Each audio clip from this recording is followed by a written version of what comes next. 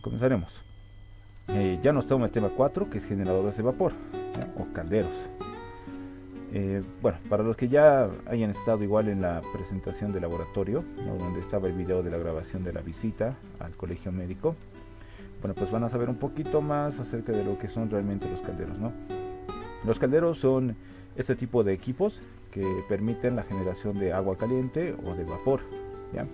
Estos se utilizaban muchísimo más en la época victoriana, porque como saben, en esa época lo que producía más energía era el vapor de agua, ¿no? Con esa energía se movían los barcos, las locomotoras, todo, prácticamente todo se movía la industria, incluso con calderos de vapor, ¿no? Ahora siguen teniendo un papel bastante fundamental en la industria, como también en varias otras actividades. Sin embargo, no es tan fundamental como antes, ¿no? Aunque sigue siendo igual bastante importante. Otra cosa de los calderitos es que, bueno, recalcando esto y con letras mayúsculas, son súper peligrosos, ¿ya? Hace poco tomé un cursito de calderos y lo que nos explicaba el ingeniero es que no se juega con calderos, ¿ya? No se juega con los calderos. Estas cosas, cuando se las opera mal, llegan a explotar y pues cuando explotan no es algo bonito, ¿ya? Es como que pueden haber personas muertas, incendios y bueno, pues los cuerpos que encuentran no son así gente que ha muerto asfixiada o algo por el estilo, encuentran partecitas de una persona, ¿sí? Así que a menos que les guste el gore, bueno, igual aunque les guste el gore, nunca operen mal un caldero, ¿ya? Nunca de los nunca. Los calderos son de mucho cuidado, mucho respeto, y por eso mismo hay que revisar bien sus especificaciones y hay que saber dónde te estás metiendo, ¿no? Igual, como seguramente escucharon en la visita del ingeniero, él comentaba una anécdota de que cuando fueron a hacer unos pequeños arreglos en una toma de gas, pues la tapa de regulación del gas se abría en sentido contrario al que usualmente se hace, ¿no? Entonces, por ese detallito insignificante de que la tapa se abriera al otro lado y no se cerrara por ese lado, entonces ellos al intentar cerrarlo lo abrieron más y por eso el gas se liberó y terminaron asfixiados en un corto periodo de tiempo, ¿no? O sea, tengan mucho cuidado con estas cosas, chicos, ¿ya? No es juego, en serio. Y bueno. Bro, o sea, sí. con respecto al video, no sé si nos puedes pasar el link. Claro. No se escuchaba muy bien el audio, entonces, ¿no? O sea, ya, claro, para volverlo a ver. Ya, claro que sí. Se los voy a pasar al grupo, ¿ya? Está en YouTube igual, no está listado, o sea, por eso no aparece en el canal. Es solo para los que tienen el link, ¿ya? Les voy a pasar el link para que puedan revisarlo, verlo y todo, ¿ya? No se preocupen, chicos. Eso, bueno, es en cuanto a los calderos, en recomendaciones generales, ¿no? Ahora sí, vamos a ir viendo. Calderos, hay los mini calderitos, que son como este que estamos viendo acá, ¿no? Que prácticamente tienen todas las partes constructivas de un caldero, pero en chiquitito, ¿no? Estos incluso podemos encontrarlo, no exactamente así, pero uno similar se encuentra en el laboratorio de nuestra carrera, ¿ya? Ese estamos intentando habilitarlo, así que posiblemente para una última práctica podamos ir ahí y ver cómo funciona de verdad en nuestro laboratorio. Y bueno, sus características son solo que son chiquititos y relativamente portátiles, ¿no? Pero tienen todo lo que debería tener un caldero grande. Luego están los calderas acotubulares, ¿ya? De tambor longitudinal. Estas, si se fijan, el calor está pasando por aquí abajo, ¿no? ¿Y qué significa acotubular o pirotubular? Ahorita lo vamos a ver. Acotubular significa que el agua pasa por los tubitos, ¿ya? El agua pasa por los tubos. Y el gas se genera, o el vapor se genera y se concentra en la parte superior, ¿no? El calor es el que pasa por la parte exterior, ¿ya? En este caso es longitudinal y de tambor. Ese es un tipo. Ahora este tipo de calderos también suelen ser acotubulares muchas veces. Ya los que son así paraditos, mayormente son acotubulares. Aunque también hay casos en los que son pirotubulares. ¿Qué significa la distinción entre pirotubular y acotubular? El pirotubular es el que los gases de combustión pasan por los tubitos, ¿ya? Y estos van a ser los que van a calentar el agua como tal. Esa sería su única distinción. En este caso este también es un caldero vertical, ¿ya? Es similar al que vimos en la visita. un caldero que está parado, entonces los pasos puede tener bastantes distribuciones, ¿no? Podría estar enrollados allá adentro, pero lo más común es que sean verticales, ¿ya? Que los pasos sean verticales, aquí esté la chimenea y que por ahí salgan los gases de combustión, o que al revés, por aquí pasen el agua y por fuera estén los gases de combustión, ¿no? Esa sería su única diferencia. Y bueno, aquí tenemos otro pirotubular, pero con caldera seca, o trasera seca, ¿ya? Este lo saqué, creo que debe ser alguna página española, porque aquí les decimos de fondo seco o fondo húmedo, ¿no? No de trasera seca o trasero húmedo, porque suena medio raro, ¿no? Tienes un caldero de trasera seca, es como que no sé, no suena bien, ¿ya? De trasera húmeda, no sé, es como que estás insultando a tu calderito, ¿no? Pero le vamos a decir de fondo húmedo o de fondo seco. ¿Cuál es la distinción? De fondo seco es que si se fijan acá atrás, en su traserito, pues los gases están rebotando en la pared aquí, ¿no? Y regresan al segundo tubo, ¿no? ¿Y qué está recubriendo esta pared? Bueno, seguramente va a haber algún tipo de aislante aquí, que no se ve aquí en el gráfico, pero más allá de eso están a la atmósfera, ¿sí? No hay nada más donde tengan interacción de calor esta parte de aquí atrás. Lo malo de estas es que se pierde calor por aquí, porque lo que se quiere con un caldero es calentar el agua, ¿no? Y al estar haciendo este pasito, este choque de acá para que pase el segundo paso y luego recién salga, aquí se está perdiendo calor, ¿ya? Por eso los de trasera seca son más sencillos en su forma de construcción, pero lo malo es que también son menos eficientes de lo que fuera uno de trasera húmedo o de fondo húmedo, ¿no? El de fondo húmedo, la única distinción es que atrás está rodeado de agua, aquí. Todo el agua llega hasta aquí y esto está dentro de todo el caldero de agua, ¿no? Nada más. Y bueno, pues aquí está justamente lo que decía, ¿no? De fondo húmedo o de fondo seco. Este es de fondo seco, ¿no? Por donde choca, vuelve al segundo tubo. Y el de fondo húmedo, donde el fondo está dentro del agua. O sea, aquí todo el calor que se transfiere de aquí a acá va a pasar al agua, ¿no? O sea, va a ayudar a que se caliente. O sea, por eso es un poco más eficiente. Después, ¿qué partes vamos a tener en un caldero? Bueno, las partes más importantes van a ser esta, que sería la del primer paso, o se le llama también cañón, ¿sí? En este caso el segundo paso está por abajito, ¿ya? Segundo paso, que es el siguiente pasito por donde pasan los gases de combustión. Y finalmente el tercer paso, ¿ya? El tercer paso, en este caso creo que tiene el cuarto paso, pero este es un caldero creo que con muchos pasos, la verdad. Igual, hace poco en el curso de calderos que les comenté, preguntamos por qué es que no tiene más pasos un caldero, ¿no? Y es que mientras los gases van pasando por estos tubitos, cada vez están a menor temperatura, porque cada vez el agua va absorbiendo más cantidad de calor de los gases de combustión, ¿no? Entonces, si aquí está súper caliente y se transfiere la mayor cantidad de energía al agua, en el segundo paso se transfiere, pero ya no tanto, y en el tercer paso es mucho menos, y en el cuarto paso ya casi no es nada, ¿ya? Debe ser un 1% o un 2% de la transferencia de calor de lo que era aquí. Entonces, como no es casi nada de calor que se transfiere en el cuarto paso, es prácticamente innecesario, ¿sí? Si puedes hacerlo, bueno, pues hazlo. Si tienes los materiales y el dinero para gastar en un cuarto paso más, no hay problema, ¿no? Pero con un tercer paso es más que suficiente, ¿sí? Hasta un tercer paso todavía hay una transferencia de calor importante. En el cuarto ya casi no es nada. Por eso hasta el tercer paso es donde vamos a diseñar calderos, incluso segundo paso y listo, ¿sí? Bueno, aparte de eso está su chimenea, ¿no? Por donde salen los gases de combustión, y luego esto que sería el repositorio de donde está el agua, ¿no? El agua, la salida del vapor. Aquí abajo tiene que haber una valvulita de purgas para sacar el agua igual. Luego también es importante el quemador, ¿no? Que en este caso va a ser un quemador de tiro forzado sí o sí. ¿Por qué? Porque dentro de este caldero se generan presiones, ¿sí? O sea, para pasar por los pasos de los tubos se requiere una cierta presión, porque hay caídas de presión en los tubitos, ¿no? Y si yo no le doy esa presión necesaria a la llama y al aire que está entrando, con el que estoy alimentando, entonces no va a tener la fuerza suficiente para pasar todo este camino, ¿no?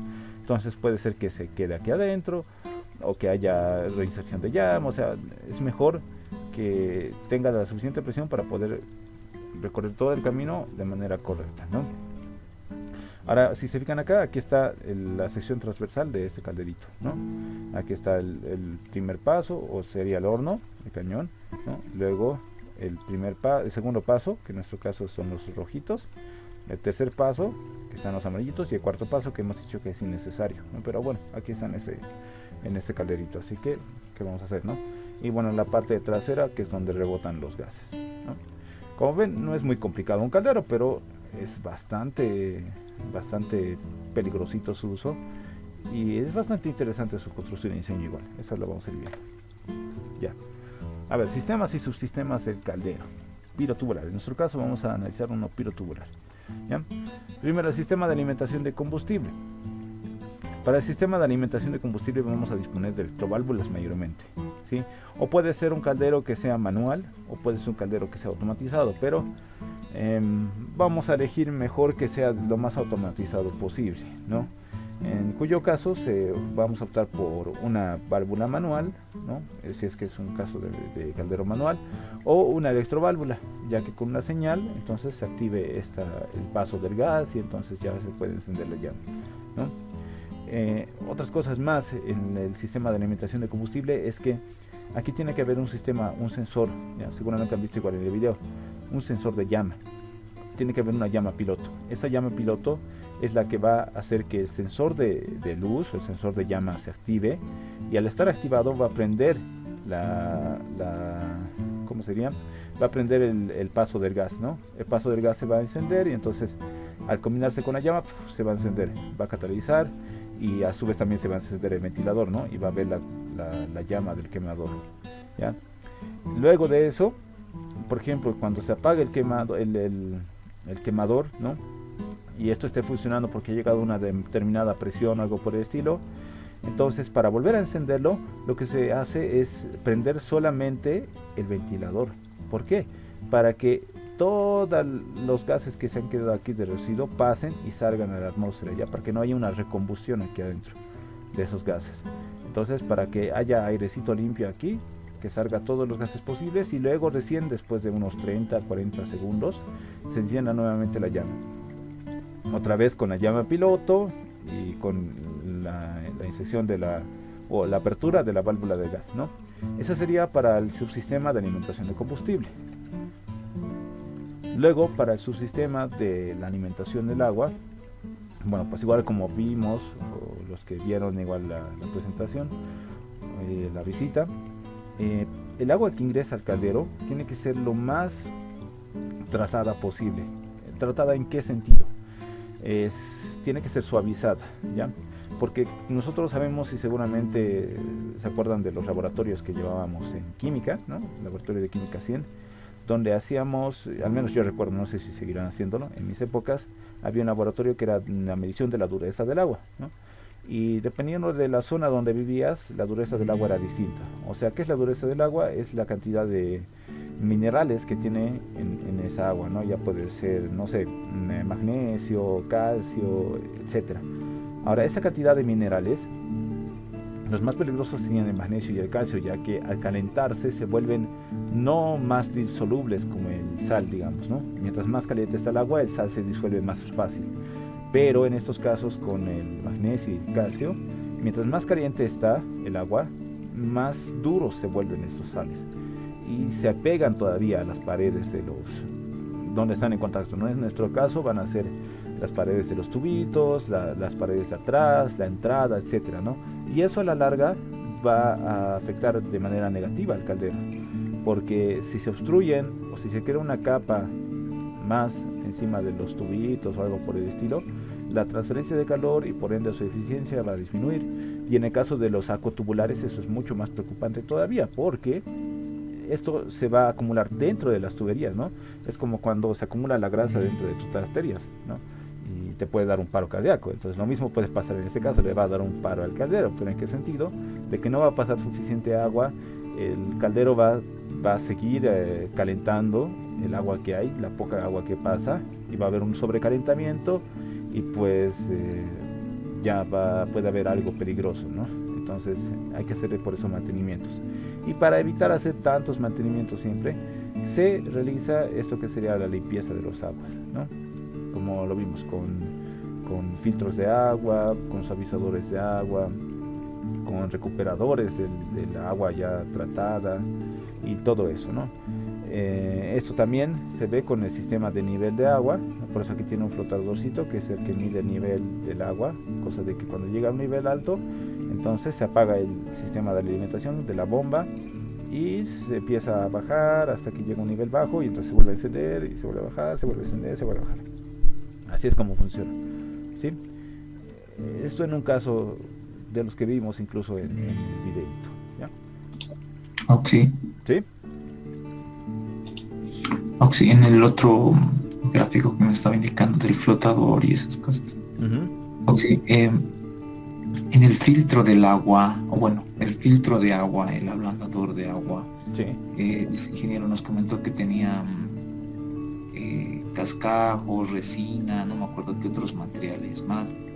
Y no sabrá más o menos cada cuánto tiempo hay que cambiar esos materiales, eso que tiene el filtro de agua.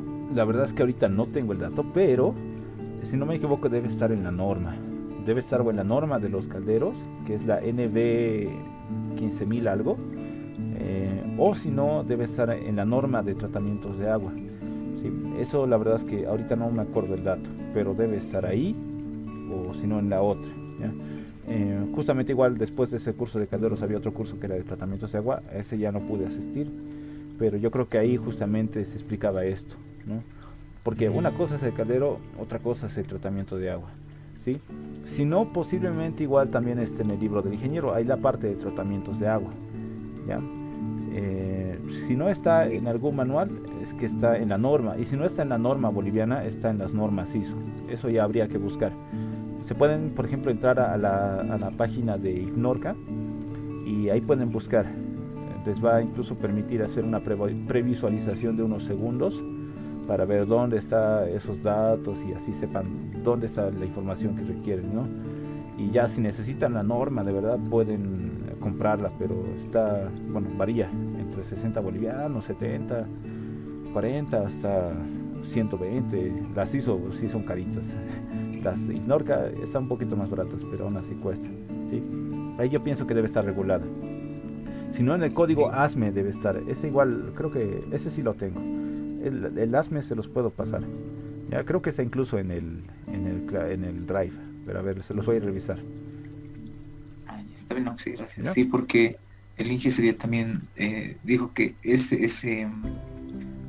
el filtro de agua tenía su propio filtrador también, ¿verdad, Auxi? Entonces, exacto. pero yo me preguntaba, debe haber algún momento en el que prácticamente ya ni su propio filtro debe ayudar y que sí o sí hay que cambiar todo el material. Eso me quería consultarlo ayer, pero no me han escuchado.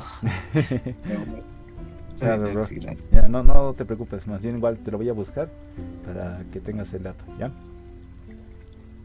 Bueno, sí, gracias. Listo, bro, no te preocupes, más bien gracias a ti. Ya. Bueno, este es el sistema de alimentación de agua, ¿no? Luego el sistema de control de presión, que este es muy importante, ¿no? Esto sí está regulado por la norma IFNORCA. Y recuerdo, por ejemplo, que ahí te dice cuántos manómetros tiene que haber mínimo, a qué distancia tiene que estar, que tiene que estar paralelo, que tiene que ser visible, que tiene que estar en cierto rango, ¿no? Que si no me equivoco, el rango del manómetro tiene que ser 1,5 veces mayor a la presión máxima o la presión de trabajo del caldero, ¿ya? Entonces eso es justamente para que la medición esté más o menos por esta parte, la máxima. ¿Ya? ¿Por qué se hace eso? Porque los manómetros de tipo Bourdon, especialmente estos, su rango de medición certera está justamente entre creo que era el 1/3 y los 2/3 del manómetro, ¿ya? O sea, de aquí digamos entre el 50 y el 200 es que va a medir preciso, ¿ya? De aquí al principio no va a medir preciso, de aquí al final tampoco, ¿ya? Y bueno, pues también hay manómetros de todo tipo. Cuando yo estaba en el laboratorio de presión de IFMetro, los manómetros más precisos que encontré o que siempre daban así el valor que decía eran los Wika, ¿ya? Los Wika es una marca así super pro y sus manómetros eran igual súper precisos. Al menos nunca me salió un manómetro que saliera un error mayor del 1% en los Wika, menos que realmente ese manómetro esté bien malogrado, ¿no? Bien utilizado. Pero después variaban hasta el 5% cuando no se traía un manómetro ahí que ya estaba doblado, con el líquido saliéndose, esos ya a veces salían hasta 7%, la aguja ya estaba desfasada en su inicio, o sea, ese sería el rango más largo que podía salir, ¿no? La variación más grande. Pero eso ténganlo igual en consideración. Los manómetros siempre hasta aquí, digamos, hasta 175, 200 máximo es donde se mide correctamente, ¿ya? Y siempre que compren un manómetro, vean que sea su rango muchísimo mayor de la lectura que ustedes quieren medir, ¿ya? Si ustedes quieren medir 100 PSI, por ejemplo, compren uno de 250 o de 200, ¿no? Si quieren medir 200, compren uno de 500 o de 400, ¿ya? Que sea 1,5 veces a esa presión, ¿ya? Ahora, también en el sistema de control de presión se van a utilizar preostatos o presostatos. Esos presostatos son como relés que se activan con la presión, es decir, una vez llegado a una presión máxima, se activa el relé y va a permitir enviar una señal o activar otro sistema, ¿no? Y una vez que se reduce la presión hasta un nivel igual, entonces se va a apagar el preostato y va a cerrar esa señal o la va a abrir en el otro caso, ¿no? Esto sirve justamente para que se pueda controlar la presión y que no llegue a niveles altos, ¿no? Esto sería, por ejemplo, para que a determinada presión ya se apague el quemador, ya, cosa de que no caliente de más, no produzca más vapor, igual que se apague la bomba para que tampoco haya más presión aquí, ¿no? Y hasta que alcance una presión segura, entonces que recién se vuelva a prender el quemador y luego ir viendo también, ¿no?, de los niveles del agua y demás. Se va en confusión con eso. Después de eso también estarían las válvulas de alivio que se ponen en la parte superior, que es para que cuando hay una sobrepresión, esta sobrepresión salga por esas válvulas directamente y se escape a la atmósfera. Sí, estas válvulas también hay que calibrarlas, sí, también hacen la calibración el IFmetro. Tienen como unas tuerquitas arriba que en función de lo que vas moviéndola, entonces va a llegar al rango de presión que realmente quieres, al que está calibrado para funcionar, ¿no? Y igual lo que nos explicaban en la visita es que esas valvulitas de alivio hay que ir activándolas cada semana, cada cierto tiempo, cosa de que no se queden ahí presionadas, ¿no? Porque al no utilizarla mucho tiempo puede que se queden ahí y cuando quieran funcionar pues esté dañado su resortito o que realmente no midan la presión con la que yo lo he calibrado, ¿no? Entonces eso es igual súper importante, ¿ya? Después, bueno, aquí están los sistemas de seguridad, ¿no? Aquí está la válvula de seguridad, la que les dije, ¿no? Con su resortito que está calibrado a cierta presión, cosa de que una vez que esta presión supera a la del resorcito, la fuerza, entonces va a abrir la válvula de descarga y va a salir el vapor, ¿no? Por la parte de afuera. Luego, aquí está esto, que sería justamente el control de combustible, ¿no? Lo que les decía, con la presión de la caldera se va a activar la entrada o bueno, sí, en todo caso sí sería la entrada del gas al quemador y por ende también su interrupción o su encendido, ¿no? Y bueno, ahora sí, ya vamos a la parte teórica, donde vamos a ver las ecuaciones de funcionamiento del caldero. Primeramente tenemos la capacidad nominal de la caldera tubular, que en este caso es un cc, que equivale a un boiler HP, ¿ya? Y un boiler HP es una nueva unidad de energía, que yo pienso que debe ser nueva para ustedes, a menos que ya la habían visto más antes, ¿ya? Esto es caballo vapor, por este caso, ¿sí? Boiler HP. ¿Esto a qué equivale? Lo podemos convertir, bueno, con conversiones, ¿ya? No me pregunten esto, estos factores de conversión, ustedes simplemente fíjense que un boiler HP equivale a 9,8 kilowatts y listo, ¿ya? Un boiler HP igual a 9,8 kilowatts, nada más. Con eso ya tienen todo para convertir el kilowatts a boiler HP. Luego, la capacidad nominal en boilers HP va a ser la superficie de calentamiento sobre 0,93 metros cuadrados por boiler HP, ¿ya? Esa capacidad nominal en este caso está relacionada a una ecuación experimental, ¿ya? Este factor de acá abajo, si no me equivoco, puede ir variando en función del caldero. Si es más grande o si es más chiquito, entonces puede variar este factor, ¿ya? Pero ustedes también, ¿cómo lo pueden hallar? Esta capacidad nominal es como su potencia, ¿ya? La potencia teórica del caldero. Y esto de acá es la superficie de calentamiento. No, esta sería la potencia real del caldero. Y esta la superficie de calentamiento, ¿ya? Porque las dos van íntimamente relacionadas. Luego la equivalente de vaporización, este igual es importante, es masa de un flujo másico del vapor por las entalpías 2 menos entalpías 1. Esta entalpía 2 y entalpía 1 es súper importante saber de dónde sale. ¿Ya? Aquí se los voy a marcar. La entalpía 2, con rojito. La entalpía 2 va a salir de la presión de trabajo. ¿Ya? Y la entalpía 1 va a salir de la temperatura de ingreso del agua. ¿Ya? Esto es con agua líquida y esto es con agua en estado gaseoso, ¿sí? Este H2 hallamos con tablas mediante la presión de salida y bueno, ese sería el dato que tenemos, porque la temperatura ya va a estar en función igual a esa presión, ¿no? Y el H1 va a ser va a ser la entalpía en estado líquido del agua a la temperatura de ingreso del agua al caldero, ¿ya? Entonces eso es, de ahí saco esta entalpía 2 y esta entalpía 1 y lo multiplico por el flujo másico de vapor que quiero generar, ¿no? Sobre este factor que igual es experimental, que es 2257 kilojoules kilogramo, y eso me da mi equivalente de vaporización, ¿ya? Y bueno, ese otro que también es el factor de vaporización, que es exactamente el mismo, pero ya no está con el flujo másico de vapor, ¿no? Es lo único que varía en ese caso, nada más, ¿ya? Y esta ecuación más, que es de la superficie de calentamiento, lo que les mencionaba más antecitos, ¿no? ¿Cuáles van a ser las partes que están en contacto con los gases de combustión? Bueno, pues esta creo que está un poco mal, si no me equivoco. A ver, vamos a revisarla. Este es el diámetro del cañón, diámetro de los tubos. Este creo que es el diámetro de la carcasa y este está multiplicada por 2. Aquí, había algo aquí raro en esa ecuación, pero a ver, la vamos a revisar. Eso está bien aquí. Recuerdo que el anterior semestre había algo que variaba, pero vamos a revisarlo bien para que nos quitemos esa duda. Si no, era un factor que faltaba. Pero ahorita vamos a entrar, chicos, denme un segundito. Eso está aquí. Aquí está.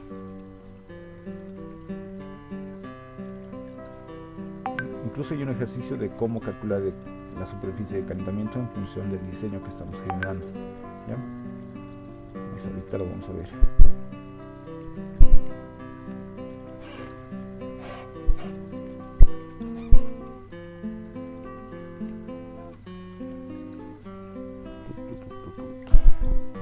Tanto tarda este Word.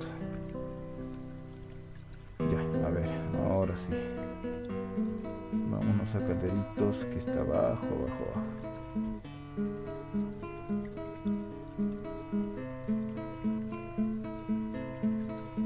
Bueno, muy abajo. Vamos al medio. Aquí está. Estamos cerca, un poquito más abajo.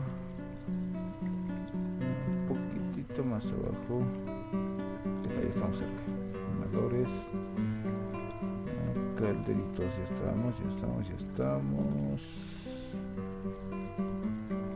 Aquí estamos, listo, calderos.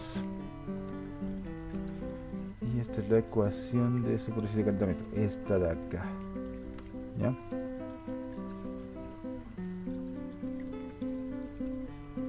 Yo otra vez he colgado. Ya. Esta es. Por ejemplo, en este ejercicio nos pide, se tiene un caldero de estas dimensiones, ¿no? Cuyas dimensiones de cañón, carcasa y tubo se muestran en la figura 66. Luego de los tubos es 1,75, allá la superficie de calentamiento y su capacidad nominal. ¿Ya? Aquí está pidiendo entonces esto, la capacidad nominal, esto de acá, capacidad nominal, porque hay que tener la superficie de calentamiento y este factor, entonces ya vamos a tener la capacidad nominal, ¿no? Y aquí está.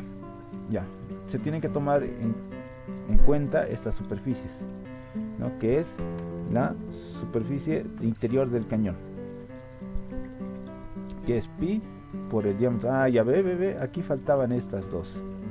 Eso era lo que faltaba aquí, cuando el señor ya me latía. Esto de acá, bueno, primero les explicaré esto. Esto, lo que estoy marcando ahorita, es el área, ¿ya?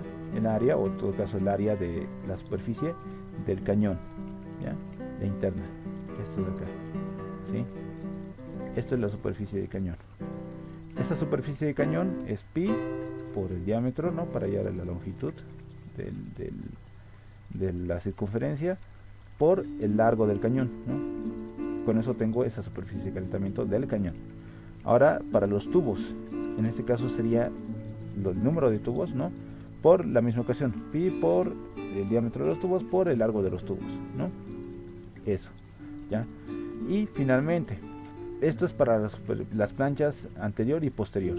O sea, si ustedes se fijan, aquí tiene que haber una plancha, ¿no? Que separe el agua de los gases, ¿no? Que a su vez también permita el paso de los gases, ¿no? Que es por, más o menos por donde va a chocar y va a regresar, ¿no? Por donde va a ingresar también. Entonces esa plancha tiene que ser una plancha con hartos huequitos justamente para los pasos y para el cañón, ¿no? Tiene que haber una posterior y una anterior. Entonces ahí tengo esta ecuación que es pi por el diámetro de esto, de P, ya que es todo de la cañón, o digo de la carcasa, ¿ya? Diámetro de la carcasa al cuadrado sobre 4. Ese es el área de toda la carcasa, ¿sí? Esa área le estoy restando el área de la circunferencia del cañón, le estoy restando también el área de la circunferencia de los tubitos, ¿ya? Es esta parte de la ecuación, y eso lo multiplico por 2 porque son dos carcasas, ¿ya? De esa manera, y al sumar los tres, que es el SC, la superficie de cañón, el ST, la superficie de los tubos, y el SP, que es la superficie de las planchas, ¿ya? Entonces es que tengo la superficie de calentamiento, ¿sí? De esa manera, aquí está, superficie de calentamiento, va a ser esas tres juntas, ¿sí? Eso era lo que faltaba aquí, porque aquí esto solo están las superficies de las planchas, no están las superficies del cañón ni superficie de los tubos, ¿ya? Eso que se entienda bien. Y bueno, finalmente, al menos para esta parte, los cálculos de eficiencia. La eficiencia va a ser el calor aprovechado sobre el calor suministrado. Y si se fijan acá, el calor suministrado está íntimamente relacionado con el quemador. Esto es prácticamente la ecuación de la energía del quemador, ¿no? De la potencia, que es flujo másico del combustible por el PCS, ¿sí? Por eso les decía que quemadores tienen que ver bastante con calderos, y a su vez quemadores tienen bastante que ver con el tema de reacciones químicas, ¿no? Así que si saben reacciones químicas, quemadores es súper fácil, y si saben quemadores, calderos es el doble de fácil todavía, ¿ya? Entonces, para tener la eficiencia real de un caldero, entonces este es el calor suministrado, o el calor teórico que le estoy entregando al caldero, ¿no? El calor, la potencia de quemador, y este es el calor aprovechado, ya que va a ser el flujo másico de vapor que estoy generando por, ya les dije, la entalpía, la presión de trabajo, ¿no? Menos la temperatura de entrada del agua. La entalpía, la temperatura de entrada del agua líquida, ¿no? Una se mide del gas y otra se mide del fluido, o sea, del líquido. Una va a ser Hg, el otro va a ser Hf, ¿ya? Y eso sería todo. Con eso ya pueden hallar el rendimiento del calderito. Y listo. Eso sería todo, al menos por esta partecita, ¿sí? Eso nomás es, chicos. Es que ahorita le vamos a poner. Eso nomás es, así de facilito.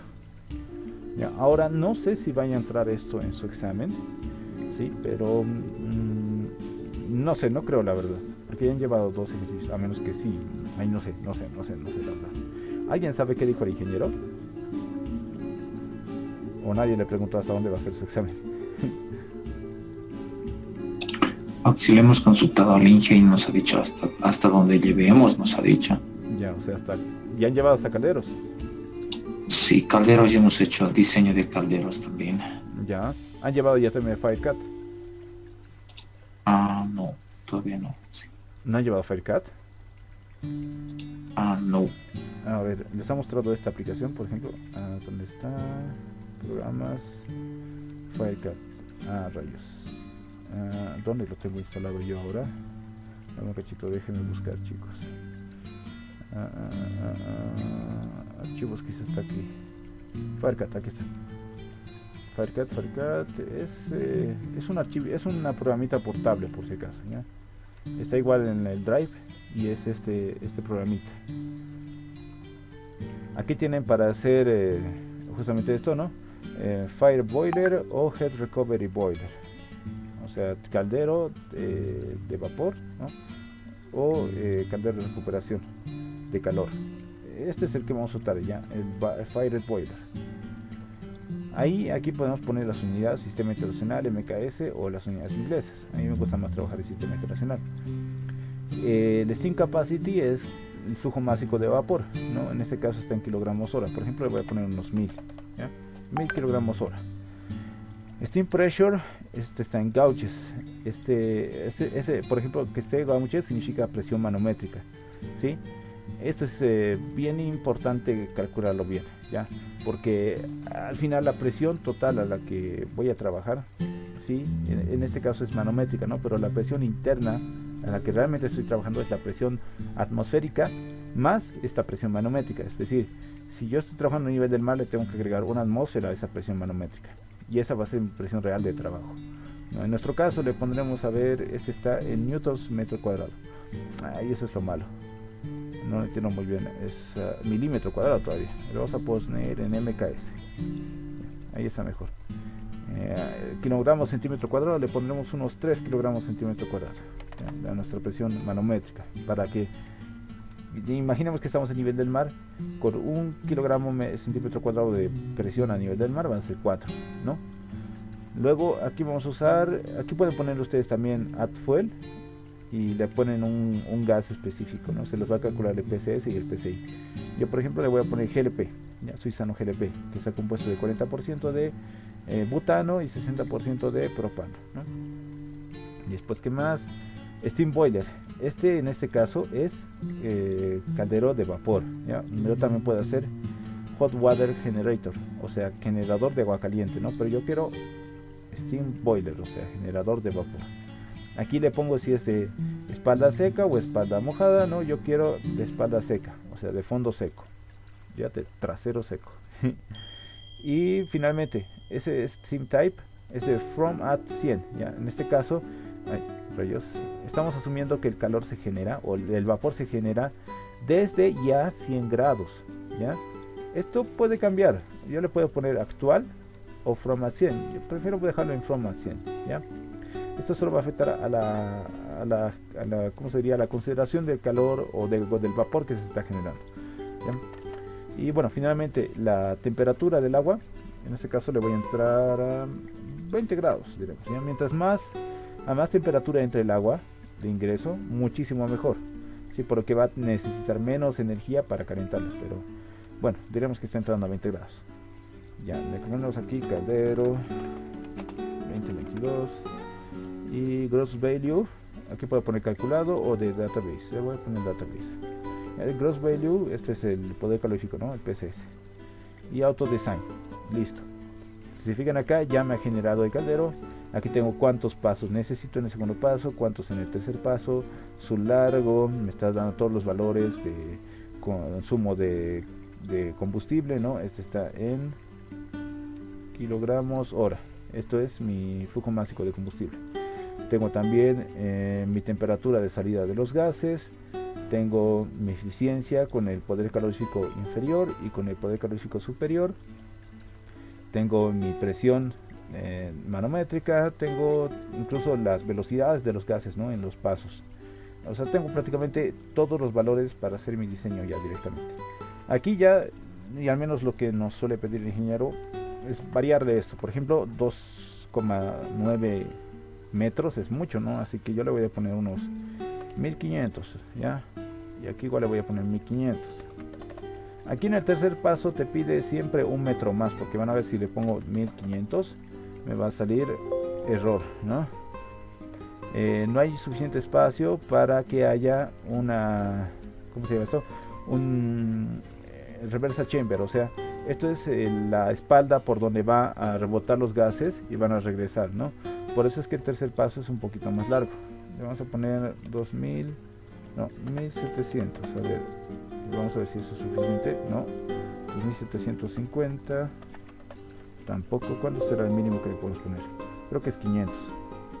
1900, a ver, ya me ha aceptado 1900, ¿sí? Entonces con 40 centímetros al menos para este calderito es suficiente de espacio para que los gases reboten y regresen al segundo paso.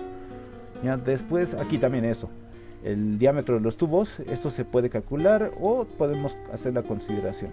En nuestro caso nos ha dicho que tiene que ser 3,66 milímetros, ¿ya? Este está normalizado por el ASME. Este igual está en unas tablitas que están en los documentos. Aquí están, por ejemplo. No, eso está aquí. En este. Programas, libros, documentos. Código ASME. ¿Ven? Reglas para construcción de calderas de potencia. Y había otro más. Boiler Tubes and Pipes. Este era. En este Boiler Tubes and Pipes nosotros tenemos el catálogo de los tamaños normalizados de tubos. Van a ver acá. Aquí está, por ejemplo, miren. Diámetro exterior, ¿no? También tenemos su espesor. Y tenemos cuáles están disponibles, ¿no? Para 21 milímetros, diámetro de tubo, ¿no? En nuestro caso, está eligiendo el diámetro de tubo de 50,8. 50,8. Pienso que es este de acá. 57. Y su espesor, miren, es de 3,66, ¿no? Y ese sería el de acá. Ahí.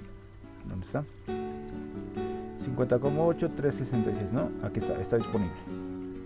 O sea, podemos usar ese, ¿ya? Y bueno, aquí también el número de pasos. Por ejemplo, vamos a poner el número mínimo de pasos que necesito. Si le pongo 15 para que tenga 30 pasos, dice que ya no puedo, ¿no? Son muy poquitos pasos, entonces le aumentaré a 16. Sigue siendo, a ver, 20.